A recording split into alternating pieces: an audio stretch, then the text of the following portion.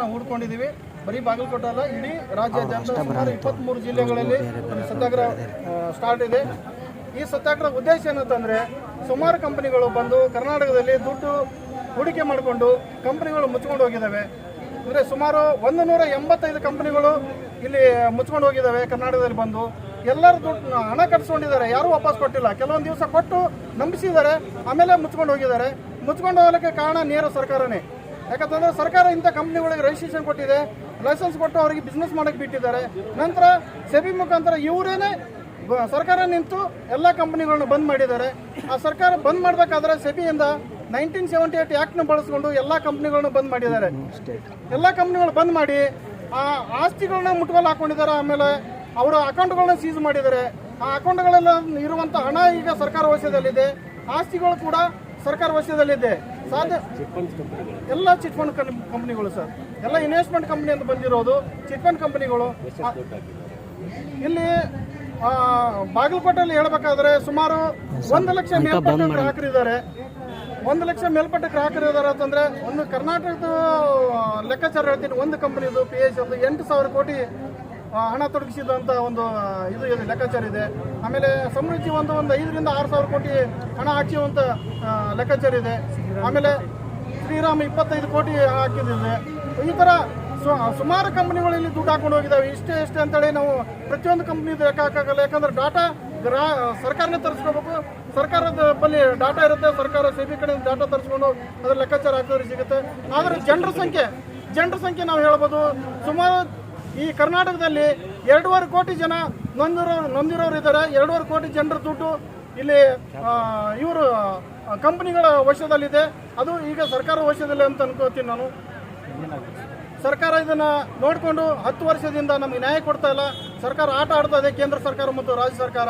ಬಡ್ಸಕ್ ಕಾನೂನು 2019ರಲ್ಲಿ ಬಡ್ಸಕ್ ಕಾನೂನು ರಚನೆ ಮಾಡಿದರು, 31 ಜುಲೈ 2019ರಲ್ಲಿ.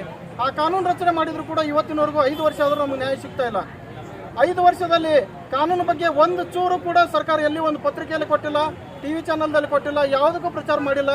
ಅದು ಪುಸ್ತಕದಲ್ಲಿ ಮುಚ್ಚೋಗಿದೆ, ಧೂಳು ಹತ್ತಿ ಬಿಟ್ಟಿದೆ. ಅದೇ ಕಾನೂನು ನಾವು ಹುಡುಕಿ ಟಗಿಪಿಡಿ ಜಮಾಕರ್ತ ಪರಿವಾರ ಸಂಘಟನೆ ನಮ್ಮದು. ನಾವು ಇಡೀ ದೇಶ ತುಂಬ ಇದನ್ನು ಪ್ರಚಾರ ಮಾಡ್ತಾ ಇದ್ದೀವಿ. ಬಡ್ಸಕ್ ಕಾನೂನಲ್ಲಿ ಏನು ವಿಷಯ ಇದೆ ಅಂತಂದರೆ, ಎಲ್ಲ ಕಳ್ಕೊಂಡಿರುವಂಥ ಗ್ರಾಹಕರಿಗೆ ಆ ಕಂಪ್ನಿಯಿಂದ ವಸೂಲು ಮಾಡುವಂಥದ್ದು 180 ದಿವಸದಲ್ಲಿ ವಸೂಲು ಮಾಡಿಕೊಡುವಂಥದ್ದು ಒಂದು ಸರ್ಕಾರ ಒಂದು ಅಧಿಕಾರ ಇದೆ ಸರ್ಕಾರಕ್ಕೆ. ಆ ಥರ ಅಧಿಕಾರ ಈಗಾಗಲೇ ರಾಷ್ಟ್ರಪತಿಯವರಿಂದ ಮತ್ತು ಸುಪ್ರೀಂ ಕೋರ್ಟಿಂದ ಬಡ್ಸಕ್ ಕಾನೂನಲ್ಲಿ ಕ್ಲಿಯರ್ ಆಗಿ ಕೊಟ್ಟಿದ್ದಾರೆ. ಅದು 2 ರಿಂದ 3 ಪಟ್ಟು ಕೊಡಬೇಕಂತ ಸರ್ಕಾರದ ಆದೇಶ ಇದೆ. ಆ ಆದೇಶನ ಪಾಲಿಸಿ ಕೇಂದ್ರ ಸರ್ಕಾರ ಮತ್ತು ರಾಜ್ಯ ಸರ್ಕಾರ ಎಚ್ಚೆತ್ತುಕೊಂಡು ಈ ಗ್ರಾಹಕರಿಗೆ ಹಣ ಹಂಚಬೇಕು. ಹಣ ಹಂಚದೆ ಹೋದರೆ ನಮ್ಮದು ಅನಿರ್ದಿಷ್ಟವಾದ ಸತ್ಯಾಗ್ರಹ ಏನಿದೆ, ಇದು ಬರೀ 23 ಜಿಲ್ಲೆ ಅಲ್ಲ, ಇಡೀ ಕರ್ನಾಟಕದಾದ್ಯಂತಾಗುತ್ತೆ. ಇಡೀ ದೇಶವ್ಯಾಪಿ ಈಗಾಗಲೇ ಆಗ್ತಾ ಇದೆ.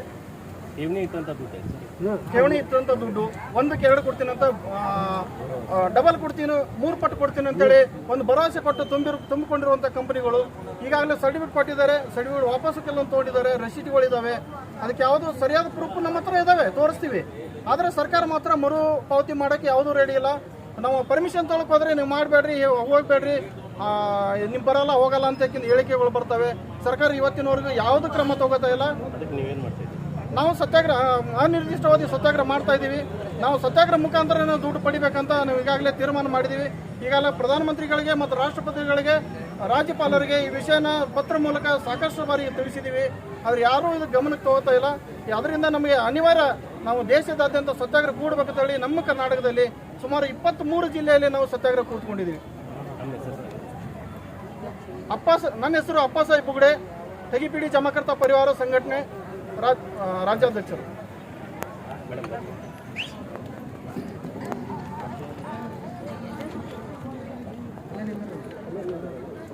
ಯಾವ ಕಂಪ್ನಿ ಏನು ನೀವು